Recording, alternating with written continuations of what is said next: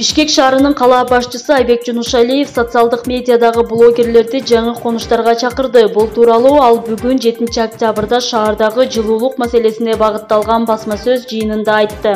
Ал кала башчысы катары өзүн жарнамалап, түз эфирлерге чыгууга каршы экенин айтып, күн сайын жаңы конуштарда жүргөнүн айтты. Биз мурдагы Бишкекти башкарып турган кызматкерлердей өзүбүз жарнамалап, социалдык медиага чыга бербейбиз. Мэриянын ишин таанытуу үчүн атайын басма сөз кызматы бар.